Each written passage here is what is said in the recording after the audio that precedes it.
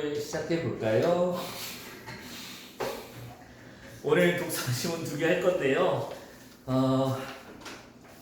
우리 시험 보느라 고생했고요.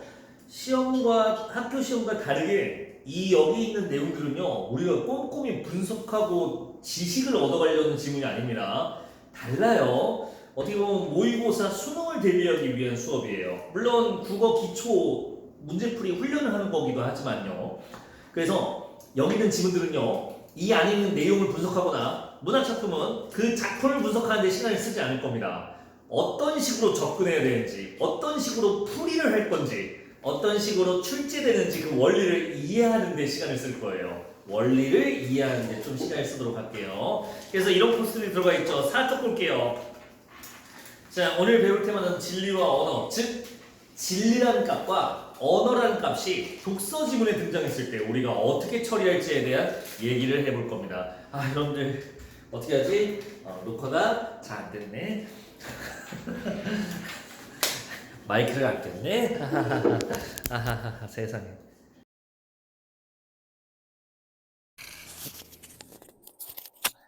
안녕하세요. 혼자 마임쇼 하고 있었죠. 사쪽 볼까? 일단 봅시다. 문학할 때 했던 얘기인데 내가 그때도 이 얘기했어요. 문학할 때 비록 내가 이걸 설명하지만 결국엔 나중에 독서 지문 할 때도 써먹게 될 거란다 라고 했던 거. 구체 추상 기억나세요? 오케이. 그런 게 있었어요. 이동 속도가 굉장히 느리죠. 어떻게 구분할까요? 살짝 추워지지 않았습니까? 아직은 뭘로 구분할까요? 감각 역으로 가릅니다. 감각할 수 있는 거는 구체고요. 감각할 수 없는 건 추상이라고 하는 게 있었어요. 기억나실까요? 자, 단어 몇 개만 배정합시다. 관념은 어디다 배정할래요? 여러분들 이따가 이제 읽게 될 지문에 나와 있는 단어들이에요. 관념은 어디다 관념은 추상에 배정할까 구체에 배정할까? 관념. 여기다 배정해야 돼요. 여기는 관념이에요. 경험은 구체적인 것을 인지한 걸까? 즉 감각한 것과 감각과 무관한 걸까? 경험. 감각한 거를 우리가 경험이라고 해요. 여기다 배정해야 돼요. 자, 두부 사세요. 내가 한번 한 적 있었죠. 이런 식으로 배정이 됩니다. 독서 지문을 읽을 때도 당연히 필요해요. 왜? 오늘 할 것이 진리와 언어에 대한 수능 독서 지문들인데 다 철학들이에요. 그러니까 추상관념적인 얘기들을 구체적이고 경험적 사실로 우리한테 설명할 건데 이 두 개 내용이 같은 거를 캐치해줘야 풀 수가 있게 됩니다. 오늘 좀 미리 계속 말씀드리지만 많이 어렵습니다. 자, 그러면 이 중에 이 말은 어디다 배정할까요? 조금 어려운 말에서 해보자고요. 형이상학적 들어봤죠? 어디선가? 이 형이상학은 어디에 배정할까요? 맞춰보시지. 잘했어요. 여기다 배정하면 되는 거예요. 형이상학적이라는 건요, 실체가 없는, 즉 우리 머릿속에서 관념적으로 주관적으로 존재하는 대상들을 형이상학적 대상이라고 합니다. 반대로 형이하학적인 대상은 구체로 배정합니다. 오늘 읽어도 나쁘지 않을 것 같습니다. 자, 힘들어. 그리고 여기는 했던 얘기라서 간단하게 할 건데 오늘 필요한 용어였고요. 그리고 오늘 해야 되는 지문 주제가 인문예술이거든. 이거는 전에 했던 얘기라서 가볍게 할게. 근데 이제 내신 때 들어온 영상 보신 분들이 대부분 내신 때 오셔서 뭔 소린가 싶을까봐 한 번 더 얘기하면 우리가 오늘 다루는 게 인문예술 테마, 정확히는 인문 테마인데 이 지문들은 수능이나 모의고사에 나오면 딱 공통점이 있습니다. 바로 이거 기억나세요? 이 멘트? 노답이었던 거 기억나시나? 인문예술의 지문의 주제는 답이 존재하지 않는 특징을 가져요. 자, 철학 지문에서 이런 지문들 나옵니다. 선한 행동이란 무엇인가? 정답이 있을까? 지우야 없어? 야, 그래도, 야, 이거는 도저히 거부하기 힘든, 이건 진짜 선한 행동 맞지 않을까? 그런 건 하나라도 있지 않을까? 예를 들면, 엄마 말을 열심히 들어서 열심히 공부하는 거. 이 정도는 선이라고 해도 되지 않을까? 그래도. 부정해 보시지. 안 돼. 이것도 나쁜 짓일 수 있어. 엄마 말을 들어서 공부를 열심히 하는 거 나쁜 짓이구만. 네, 가능합니다. 그럴 수도 있어요. 왜? 지우가 2학기 때 갑자기 미쳤어요. 공부를 하루에 17시간씩 해요. 젠장. 그래서 중간고사를 다 맞았습니다. 여러분들의 등수는 하나씩 밀리게 됩니다. 여러분들한테는 정말 악한 행동이에요. 악마 그 자체예요. 엄마 말 들어서 열심히 공부하면. 맞아요. 그래서 절대적인 답이 존재하지 않는 게 바로 이 철학 지문의 핵심이에요. 답이 없어요. 그러니까 누가 등장하냐? 사람들의 입장이 등장합니다. 즉, 나는 이 주제에 대해 이렇게 생각해라고 얘기하는 거죠. 한 사람이 아닙니다. 여러 사람 등장할 수 있어요. 즉, 이 입장을 이해하는 데 시간을 쓰면 되고요. 이 입장이 뭘로 등장하냐? 일단 제일 흔한 건 이름으로 나와요. 김범수, 칸트, 벤담, 스피노자 이런 식으로 이름으로 나올 때도 있고요. 아니면 이렇게 론으로 나올 때가 있습니다. 합리론, 정합론자들에 따르면 론이라고 나오기도 해요. 아니면 설이라고 나오기도 합니다. 무슨 설에 따르면, 합리설에 따르면, 경험설에 따르면 이렇게 설이라고 나오기도 해요. 자, 이런 것들이 더 있습니다.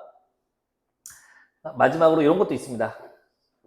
무슨 학이라는 거, 아니, 이동하기 싫었는데.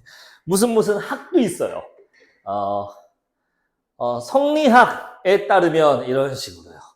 물론 이걸 말고도 더 있습니다. 다 쓸 수가 없어요. 주의도 있죠.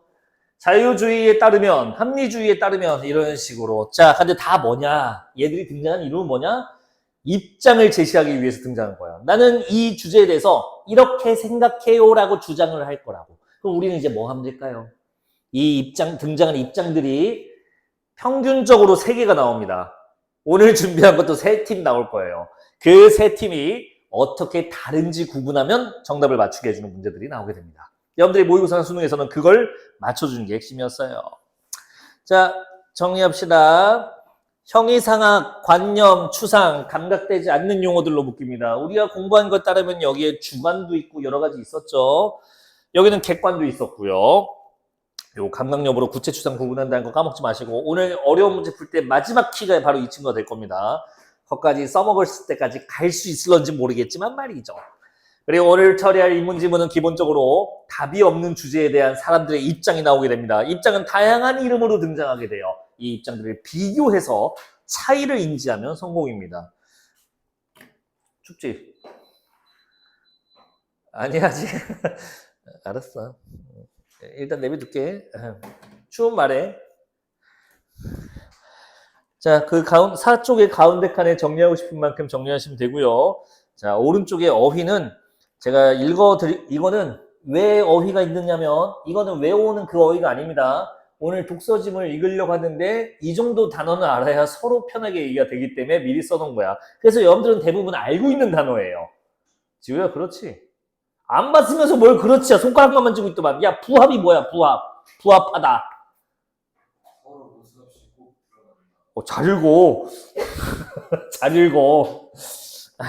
여러분들, 저 잠깐 출석부 드리고 올 테니까 읽고 계셔보세요. 모르는 단어 있으면 반성하시고. 솔직히 변증법을 니들이 어떻게 알아? 한번 읽어봐봐. 김여원, 김하연, 백홍영?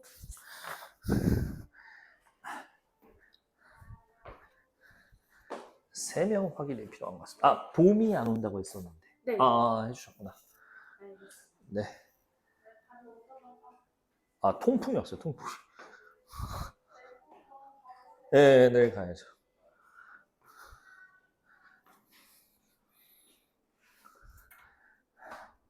와.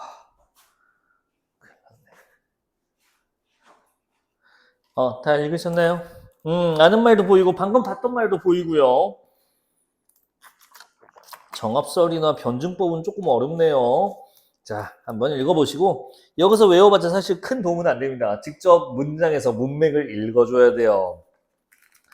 아래는 유형 미리 파악하기로 해서 오늘 어떤 문제가 어려운 유형으로 존재하는가 미리 보고자 하는데 오늘은 지문 자체가 어렵기 때문에 굳이 유형까지 시간을 쓰지는 않겠습니다. 오늘은 지문을 파악하는 데 시간을 써보도록 할게요. 자, 바로 6쪽으로 올게요.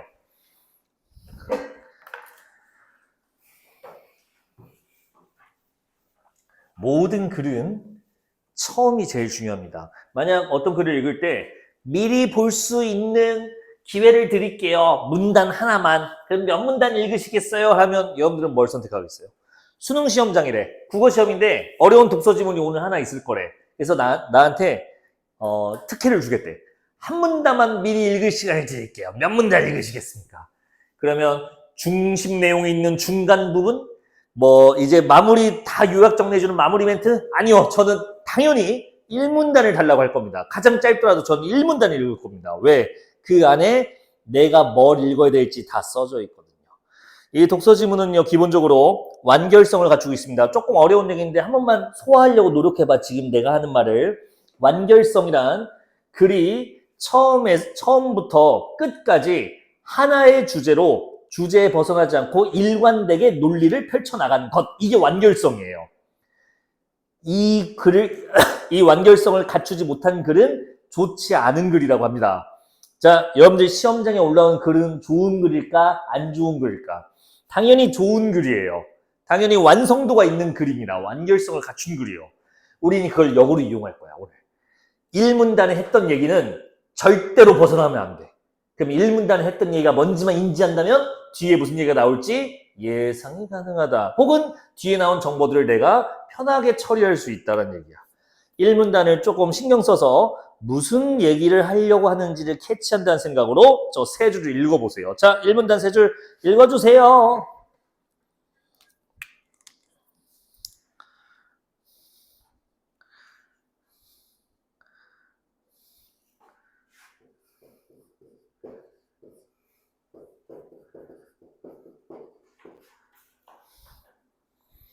다 읽었을까요? 야, 나 추운데. 조금만 올릴게.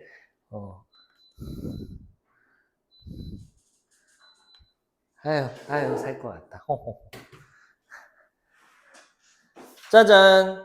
이 글의 주제는 뭐죠? 진리란 무엇인가야. 어때? 철학 주제도 딱 정확하지 않아요? 진리란 무엇인가? 즉, 참이란 무엇인가? 진짜가 무엇인가라는 뜻이에요. 자, 이거 대답 여러분들도 할 수 있지 않을까? 야, 박이 많구나. 진리가 뭐냐?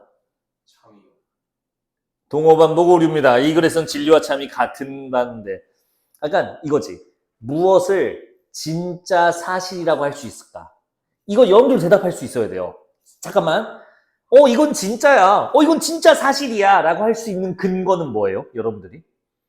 언제 여러분들이 이건 진짜인데? 라고 할 거야? 생각해봐요. 승준아, 언제 그 말을 하냐? 나쁘지 않아요. 더 나는데 시간이 걸리네. 여러분들 진리에 대한 이런 승준이가 입장을 하나 됐는데요. 오늘은 승준이 아니라 누가 입장을 되겠대요? 새 팀이 등장하죠. 설로 등장하네요. 첫 번째 대응설이라는 팀이 출발하고요. 두 번째는 정합설이 나올 거고요. 마지막으로 실용설이라는 친구가 이 질문에 대한 입장을 밝히겠답니다. 그러면 이제 여러분들이 뭘 읽어야 되냐? 수많은 정보가 쏟아질 거거든요. 낚이지 마시고요. 이거만 읽으면 됩니다. 진리란 무엇이다 라고 한 얘기만 해주시면 돼요. 방금 승준이처럼 얘기한 거를 캐치하라는 거예요. 자, 끊어서 갈게요. 이 문단은 순서의 원리입니다. 소개한 순서도 나오게끔 되어 있어요. 1문단에서 분명히 대응설을 먼저 말했기 때문에 대응설부터 나옵니다. 대응설은 뭐를 참이라고 보는 걸까? 자, 읽어보세요. 이 문단.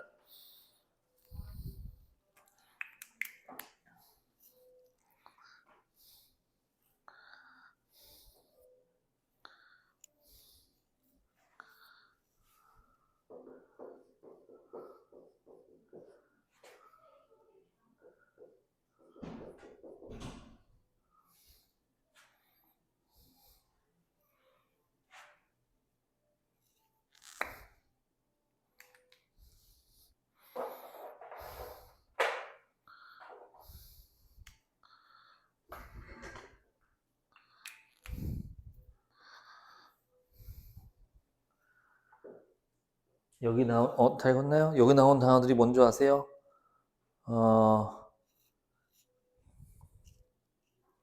감각을 통한 지각, 객관적 성질 인지, 관찰 경험. 다 뭐죠? 승준이네요. 대응설이 승준이었어요. 미리 읽은 게 아니지, 이거를. 우연찮게 승준이. 이름이 바뀌었네요. 대응씨가 여기 있었네요. 네, 대응은 바로 초반에 나왔었죠. 여러분들 두 번째 줄에 있었습니다. 감각을 사용하여 확인했을 때 그 말이 사실과 일치하면 참. 그게 진리래요. 감각해서 사실과 일치하면 그걸 참이라고 하겠대요. 자, 무슨 말이냐. 김봉수는 머리카락이 검은색이다. 이건 정말 진리, 사실이 맞나요? 맞아요. 왜요? 대형선 뭐라고 대답해요? 눈으로 봐. 눈으로 보니까 검은색이잖아. 오케이, 사실. 이렇게 한다는 거예요. 괜찮을까요? 자, 이 글 참고로 정답률 50%안 나온 수능 기출이었어요. 여러분들 오늘 50% 넘을 수 있을 것 같거든요. 마침 또 오늘 딱 6분만 오셔서 3명만 넘게 맞추면 여러분들이 고3 수능 정답률보다 더 높게 나올 수 있습니다. 지우는 별 관심이 없어 보이는군요. 자, 다음에 정합설과 실용설인데 이제 말 안 할게요. 이제 여러분들이 이제 파악해 보시고 네 문제네요. 풀어볼까요? 시간 6분 20초 재드리겠습니다. 금방 풀 거예요. 자, 침착하게 풀어보세요. 출발.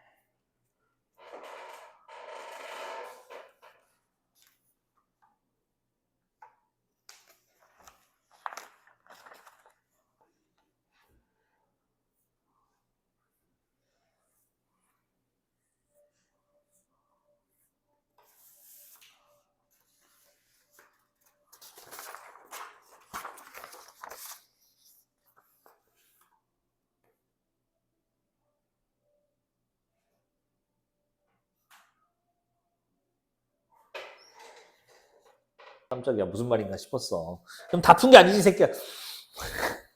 아이고야. 큰일 났다, 오늘. 이거 말고 하나 더 있는데 말이지, 오늘 수업이. 정합설은 정합설은 뭐를 진리로 본대요? 그냥 3보다 첫 줄에 있죠. 기존 지식 체계에 부합할 때 기존 지식 체계랑 어긋나지 않으면 그걸 참으로 보겠대요. 됐습니다. 끝이에요. 실용설은 뭐죠? 유용한 결과를 낳을 때라고 써있죠. 됐습니다. 입장을 확인했으면 우린 뭐 하면 돼요? 문제를 풀러가면 돼요. 철학지문은 입장 확인해서 출발하게 되고 답은 쉽게 나오게 됩니다. 자, 1번 문제 답은 아까 제가 시작할 때 얘기했던 겁니다. 1번입니다. 이 지문은 진리란 무엇인가에 대한 추상적, 관념적, 철학적 질문이에요. 다만 구체적인 예시를 이것저것 들죠. 각각 세 이론이 어떤 이론인지, 예를 들어 네모난 책상이 나온다든가 뉴턴 역학이 나온다든가 자기주도 학습 방법의 창의력 향상, 이런 것들이 모두 다 실제 감각할 수 있는 예시들입니다. 그래서 1번의 답은 1번 나오고요. 자, 2번이 그나마 헷갈렸나? 2번은 무슨 설이야? 대응설이죠. 감각해서 사실이면 그게 바로 진리다. 그 말은 뭐가 전제되느냐? 이 감각은 대상을 어떻게 파악한다는 거야? 정확하게 판단할 수 있는 힘이 있다고. 우리의 감각은 틀리지 않고 정확히 반영된다고 우리가 알고 있어야 돼요. 그 생각이 전제되어야 돼요. 다시, 진리는 진정한 모습이야. 진정한 모습. 근데 우리가 보고 있는 이 감각되고 있는 것들이, 시각 같은 걸로 감각되고 있는 게 진짜 모습이 아니면 감각이랑 일치해봤자 아무 소용이 없는 거 아니에요? 즉, 이 논리가 성립하기 위한 전제는 감각한 것은 우리가 대상이 갖고 있는 실제 모습을 잘 반영해서 우리가 인지한 것이다라는 그 전제 논리가 깔려 있어야만 성립할 수 있는 논리다. 조금 옛날 문제긴 합니다. 이런 문제들은. 자, 이번의 답은 그래서 답 2번입니다. 대상의 진짜 모습, 즉 그대로를 반영되는 게 감각이다. 이렇게 보시면 되겠습니다. 자, 승주야, 3번 뭐 골랐니? 답. 1번. 그 첫 번째 A 판단을 대응설이라고 본 이유가 있어? 구조적으로 유사하다는 게. 네? 네? 원하는 대답이 아닌데요. 첫 줄. 내가 써놨는데, 그래서, 여기 있다. 관찰했어요. 이거 뭐야? 눈깔로 봤다는 거예요. 그러면 여기서 옳다는 판단을 한 이유는 눈으로 관찰했기 때문에 그렇습니다. 즉, 대응설이 아주 잘했어요. 지후야, 3번에 결국에 답을 못 골랐니? 3번 문제. 그래. B가 정합설이라고? 왜 그랬지?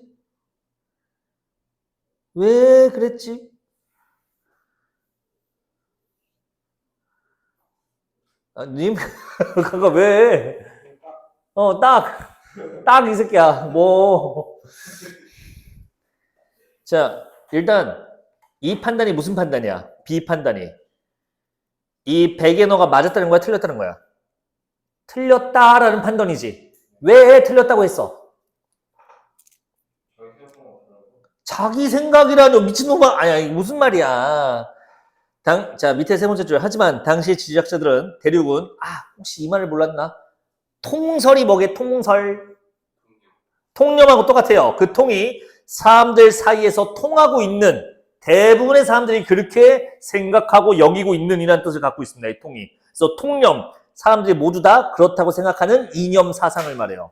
통설, 이론을 말합니다. 사람들이 다 그렇다고 생각하는 거.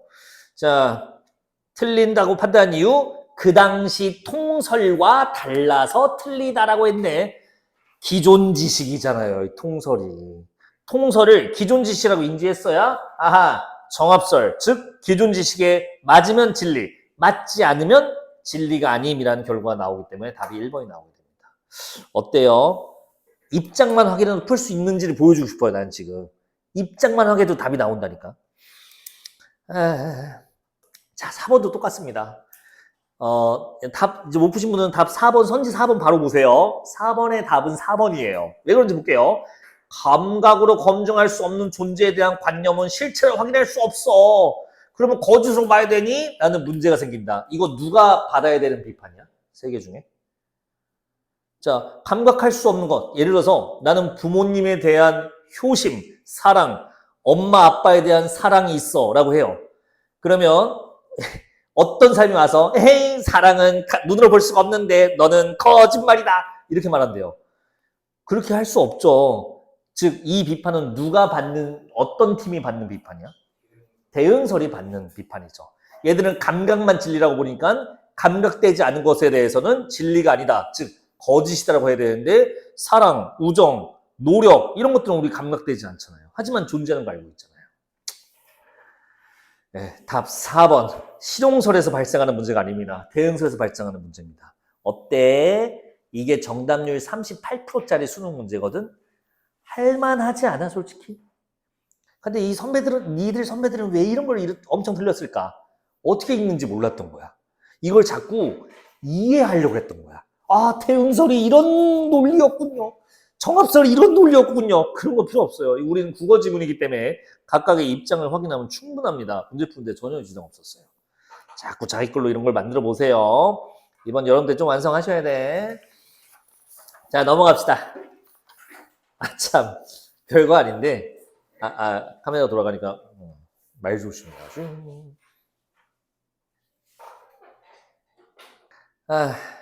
됐습니다. 자, 다음 질문 넘어가 될까요? 중간에 끊겨 있어서 뭔 얘기 했나 싶겠다. 예. 오늘 가장 어려운 질문. 정답을 미리 말씀드릴게요. 21%입니다. 수능이에요. 고3에 얼마 안 된 질문. 그렇게 오래 안 됐어요. 여러분들 선배들이 모두 다 이것 때문에 대학을 못 갔습니다. 21%면요. 10명 중에 몇 명 자, 100명 중에 몇 명 맞춘 거야?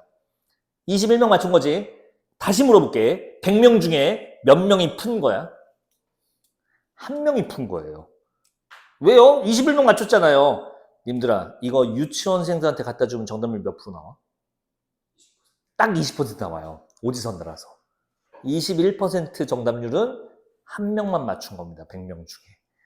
예, 여러분들은 못 맞춰요. 이거 어려워서. 하지만 자, 도발을 해드렸고요. 도발에 응해보시던가. 알았어. 이거는 도움도 없습니다. 생으로 한번 풀게끔 해드릴게요. 문제가 많지는 않아요. 4문제짜리고 글도 짧습니다. 오늘 지문 중에 가장 어려운 논리학입니다. 자, 시간 제가 6분 40초 기준 시간 드릴게요. S였습니다. 자, 시험들 오늘 했었어요. 난 그래서 이제 여러분들 점수 다 알려주셨잖아요. 그래서 이번 시험이 매우 쉬웠구나 라고 생각했는데 또 그건 아니라고 하더라고요. 잘했어! 여러분들 지금 시간 다 됐는데 어때? 풀만해? 뭔 개소리인가 싶지? 자, 설명해 드릴게요. 물론 이 글을 이해에 성공하신 분은 축하드립니다. 범상치 않은 인재세요. 다만 보통의 우리 고등학생들은 고3을 포함해서도 사실 이해하기 쉬운 내용은 아닙니다. 자, 이거부터 할게요. 아까 시작할 때 얘기했죠. 1문단에서 할 얘기 다 한다고요. 이 글도 마찬가지입니다. 1문단에서 하고 싶은 얘기 다 합니다. 참고로 1문단에 모든 게 다 스포되어 있습니다. 시작해볼게요. 비트겐슈타인이라는 사람이 꽤 영향을 많이 줬나 봐요. 그래서 자, 이 사람이 제기한 문제점이 있어요. 두 번째 줄인데 읽으셨나요? 많은 철학적 논란들이. 이 글에서 다루는 주제는 바로 철학적 논란입니다. 이게 뭔데요? 나도 몰라요. 철학적으로 논란되는 것들이 있나 봐요. 자, 별거 없습니다. 신은 선한가? 이런 주제들이요. 아니, 아까 내가 했던 질문도 그거예요. 선한 행동이란 무엇인가? 이런 거 다 철학적 논란들이죠. 누구는 맞다, 누구는 아니다 서로 싸우니까요. 아까 말했던 청합설, 대응설, 실용설도 이 철학적 논란이에요. 이런 거 왜 발생해요? 즉, 철학 논제는 왜 답이 없이 서로 싸워요에 대한 문제 제기예요. 자, 문제의 원인은 뭐라고 봤어요? 지후야, 네가 찾아봐. 왜 발생했대요, 이런 논란들이? 다 읽어줬어. 왜 발생한 거야, 철학적 논란들이? 언어를 애매하게. 오케이, 잘했어요. 그 원인까지 나왔습니다. 언어를 애매하게 써서 그렇습니다. 그래서 뭐 하재요? 해결책이 그래서 뭐야? problem, reason, solution 이렇게 써놓은 겁니다. 문제, 원인, 해결로 난 본 거야. 언어를 분석하고 비판하고 명료화하는 거예요. 네, 언어를 이렇게 그냥 써놓을게요. 명료화하면 문제를 해결할 수 있을 거라 본 겁니다. 명확하고 간단하게, 간단 명료하게 한다는 게 명료합니다. 이런 상태예요. 자, 그리고 갑자기 이제 여러분들이 싫어하는 글로 넘어갑니다. 갑자기 무슨 자동차 모형 나오더니만 판결 나오고 쇼를 해요. 천천히 읽어볼게요. 지우야, 이제 네가 잘해야 돼, 이제. 무슨 말인지 모르겠다며. 다만 무슨 말인지 모르겠다와 무슨 말인지 모르겠지만 답은 고를 수 있다는 좀 큰 차이가 있어. 답을 고르면 돼요. 우리가 비트겐슈타인을 어떻게 이해하겠니? 참고로 이 사람은 언어학의 천재고 언어 철학의 거의 아버지야. 할아버지. 엄청나게 위상이 높은 사람인데 우리가 얘를 어떻게 이해해? 나도 못해. 다만 이건 국어 시험이잖아. 우리가 이 사람을 이해 못하더라도 글 속에 있는 텍스트를 처리하는 데는 지장이 없습니다. 자, 맨 처음에는 모형이 나오고요. 그 다음에 사건이 나온대요. 짜잔! 이 예시가 왜 나오냐면요. 교통사고 사건이 있었나 봐요. 이 교통사고 이제 차 움직이는 사건을 판사님한테 누가 잘못했는지 판결받고 싶은 거야. 근데 그때는 CCTV가 없어요. 그러니까 어떻게 하냐? 검찰이 자동차 모형 갖고 와서 아 이렇게 됐는데 얘가 이렇게 들어온 거예요. 누가 어떻게 잘못한 걸까요? 라고 판사한테 물어본 거야. 판사가 그거 보고 그러면 이 새끼가 한 40% 잘못됐네. 얘 6대 4예요. 하고 넘어서 갔어요. 잠시만요. 누군가 이렇게 말하겠지. 그 자동차가 아니라 모형으로 했는데 그걸 해도 돼요? 자, 검찰이나 판사는 괜찮아 라고 했을 거야. 왜? 둘이 모형과 실제 교통사고는 무슨 관계니까? 대응 관계라서 그래요. 실제 교통사고랑 똑같이 이제 장난감을 대응 관계로서 구현해줘서 이걸로 판결해도 상관이 없었던 거야. 비트겐슈타인은 이걸 보고 이거군이라고 아이디어를 얻었어요. 자, 우리 테마가 뭐죠? 언어죠. 언어는 세계와 뭐 한다고 되어 있죠? 대응하고 있어요. 언어는 세계 속에서 의미를 가지고 있는 거야. 언어는 우리가 쓰는 말이잖아. 근데 이 말이 세계를 처리할 수 있는가? 그럼요. 제가 여러분들 눈앞에 화이트보드라는 얘기를 내가 말로 자 여러분들 화이트보드 있잖아요 했을 때와 여러분들 눈앞에 이걸 들고 와서 짜잔 이거 하는 거랑 똑같아요 효과가. 여러분들 머릿속에서는 이걸 떠올릴 거거든요. 그렇지 않나요? 즉 말이 어떻게 이때 세계는 우리 존재하는 것들을 모두 말합니다. 어떻게 세계를 표현할 수 있느냐? 대응하기 때문에 그렇다. 화이트보드라는 언어와 요거는 같은 거 대응하거든요. 자, 그런데 이제 세계는 야 이건 네가 찾아야 돼. 언어는 뭘로 구성되어 있대? 이 문단 보고 있어요 지금.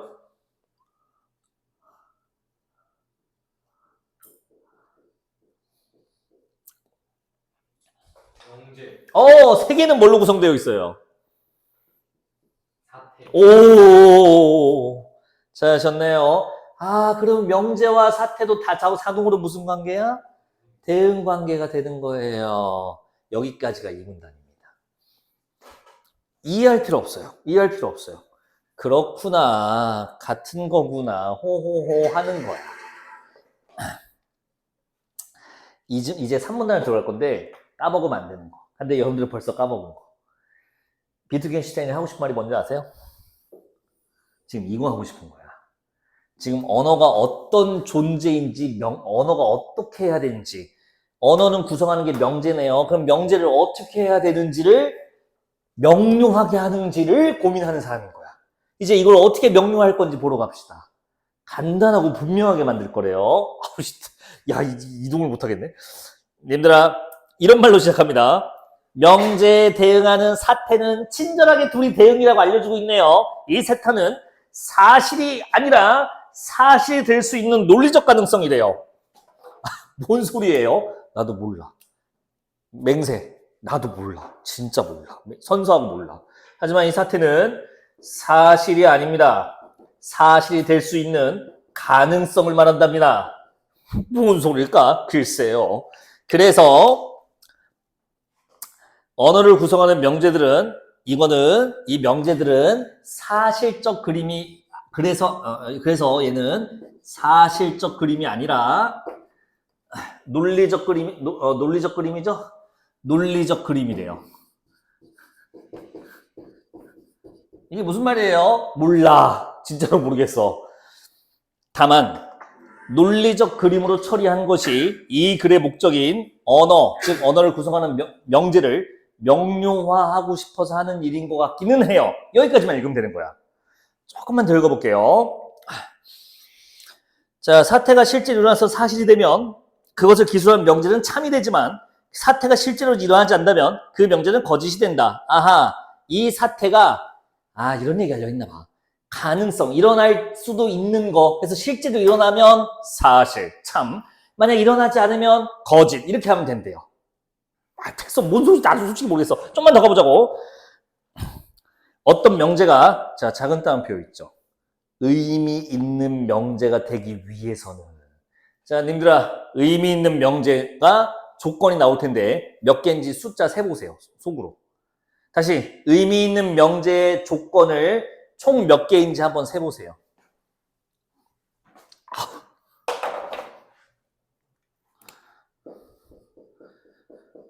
몇 개야?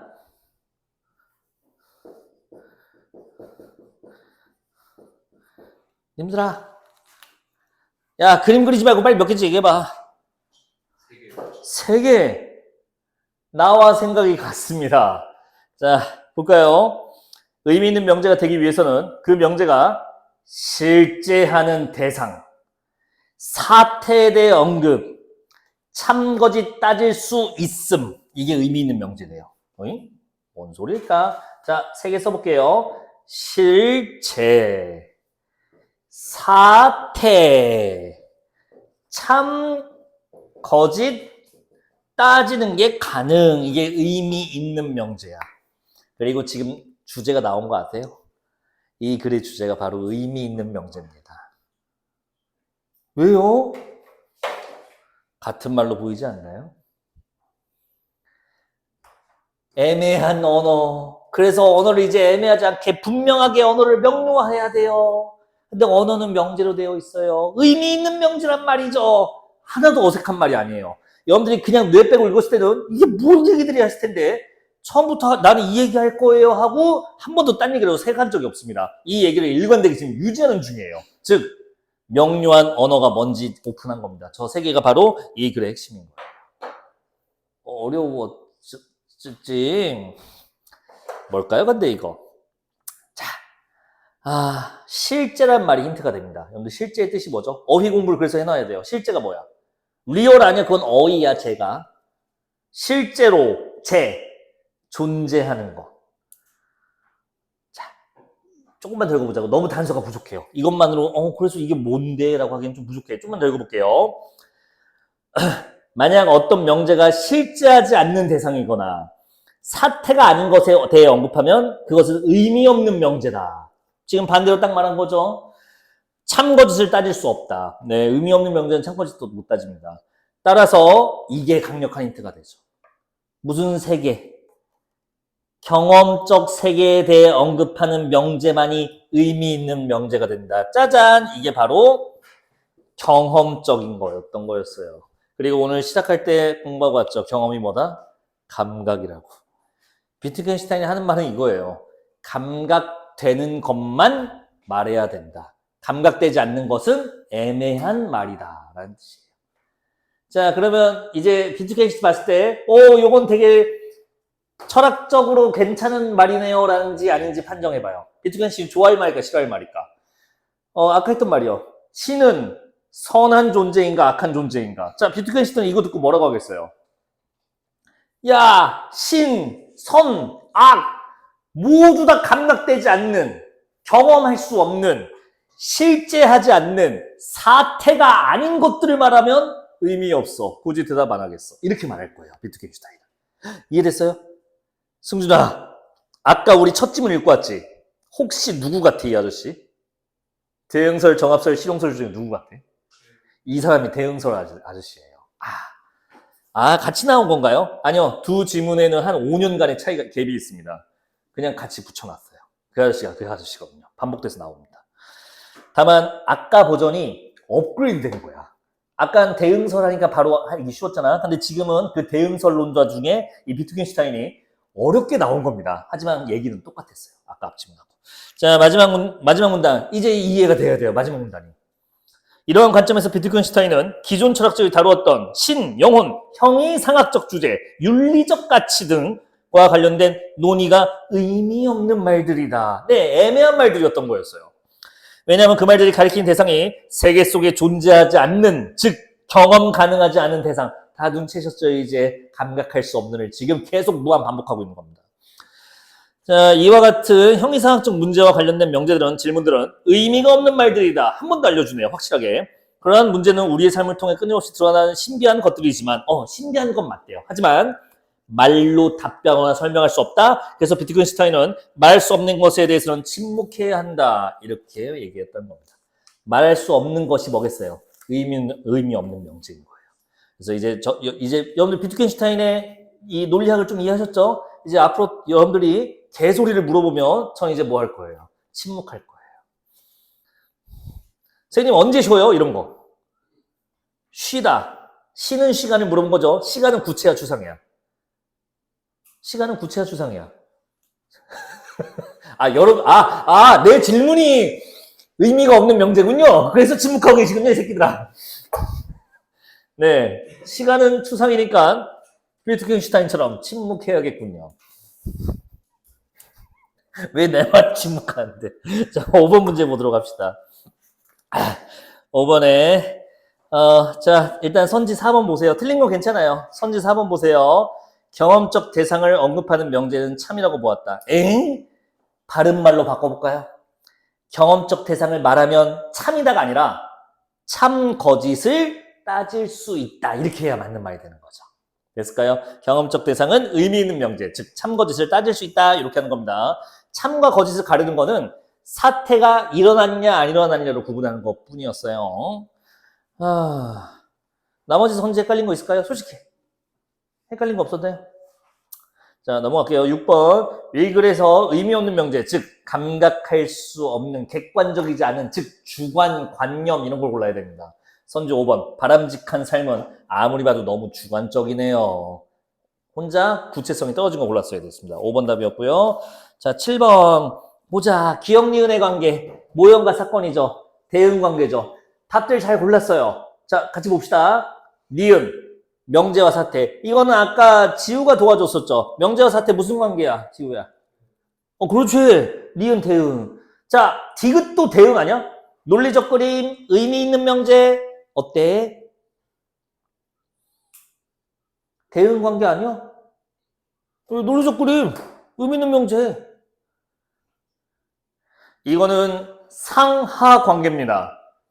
논리적 그림이 명제예요. 즉, 명제는 의미 있는 명제와 의미 없는 명제로 나눠지죠. 그럼 명제와 의미 있는 명제는 하이어 상이어 상하 관계를 띠게 됩니다.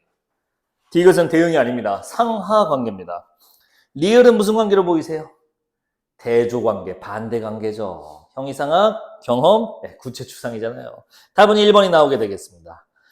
아까 말했던 정답률 20%는 바로 8번 문제였습니다. 맞춘 사람이 없을걸요? 맞췄니? 5번 골랐어? 4번 정답이야. 4번이 답이에요. 자, 봅시다. 아주 잘했어요. 이 보기를 일단 이거는 솔직히 좀 억까 문제야. 솔직히. 맞췄으니 아주 잘했습니다. 약간 이건 명확히 풀기가 처음부터 어려웠어요. 읽어볼게. 사다리를 딛고 올라간 후에 그 사다리를 던져버리듯이 널리 철학 논거를 이해한 사람은 거기에 나온 내용을 버려야 된다. 이게 무슨 말일까요? 논리 철학 논거를 이해한 사람은 내용을 버려야 된다. 잠깐만. 자꾸 같은 말씀 미안. 논리 철학 논거가 뭐야? 책이야. 누가 쓴 책이야? 비트겐슈타인이 쓴 책이라고 맨 첫 줄에 있었어요. 이 글의 첫 줄에 나온 책이야. 이 책의 내용은 의미 있는 언어의 한계를 넘어선 것이기 때문에 의미 있는 언어? 의미 있는 명제가 아니래요. 이 책은. 그걸 뛰어넘었대요. 그래서 말할 수 있는 게 아니래요. 즉 말할 수 없는 거래요. 무슨 말이야? 님들아. 책에서 담고 있는 내용이 뭐죠? 이 내용이죠. 비트겐슈타인의 그림 이론이라는 논리적 글이야. 논리 철학이야. 괜찮을까요? 잠깐만요. 이 사람이 글을 쓴 내용인 철학, 논리는 구체야, 추상이야? 추상이죠. 그러니까 비트겐슈타인 이렇게 말하는 거야. 내 책을 다 이해했어요? 그러면 내 책의 내용을 모두 다 버리셔야 된다고. 왜? 내 책의 내용은 구체가 아니라 추상이니까. 그 얘기를 하는 거예요. 소름! 미친 새끼 아닙니까? 지우, 이해 좀 어려웠어? 그래. 취향이 아니지. 책을 쓴 사람이 거기다 이렇게 써놓은 거야. 비트겐슈타인은 뭐를 말하지 말라는 거야? 구체 추상 중에. 그렇지. 추상은 말하면 안 된다는 거야. 추상에 대해서 언급도 하지 말래. 침묵하래. 근데 논리학, 철학 이런 건 구체야, 추상이야? 추상이지. 왜 뒤에 물음표를 왜 넣어? 추상적인 거잖아. 비트겐슈타인이 한 말은 구체적인 내용이야, 추상적인 말이야? 그렇지. 즉 무슨 말이야? 비트겐슈타인이 쓴 책은 추상적인 논리와 철학으로 되어 있다고. 자기 책의 내용, 즉 추상을 버리세요란 말을 제대로 이해했다면 내 책의 내용을 버려야 된다고 라고 한 거라고. 오. 답 4번 보도록 하겠습니다. 가는, 즉 자기 책의 내용은 경험적 세계가 아니라서 그래요. 언어와 세계의 논리적 관계, 네, 바로 둘의 논리 관계, 철학적인 내용을 담고 있기 때문에, 즉 경험할 수 있는 게 아니기 때문에 버려야 된다고 얘기한 겁니다. 답이 4번이 이렇게 되는 거네요. 납득이 좀 되실까요? 여러분들 다음 장 보시고요. 이거 읽으셔야 됩니다. 자, 일단 1번 지식 정리는 네, 아까 순중이가 잘 맞춰줬다시피 대응설이 바로 비트겐슈타인 걸 눈치챘다면 내가 의도한 두 가지 내용을 좀 이해했을 거예요. 오른쪽은 지식심한데요. 방금 읽은 글에서 비트겐슈타인이 논리실증주의한테 영향 줬다고 해놓고 논리실증주의자가 나오지도 않아요. 궁금해 하실까봐 넣어놨어요. 걔들이 뭐 하는 애들인지. 아무도 안 궁금해하네. 아, 그리고 비트겐슈타인은 참고로 재작년 고3 문제에도 나왔었습니다. 근데 그때는 딴 얘기를 했었어요. 왜냐면 그때는 여기서 말한 그림 이론, 이거를 버렸거든요. 후기에는, 그 비트겐슈타인 나이 먹고서는 다른 이론을 들고 옵니다. 게임 이론입니다. 읽어보세요. 자, 10분 뒤에 봅시다. 10분만 쉴게요.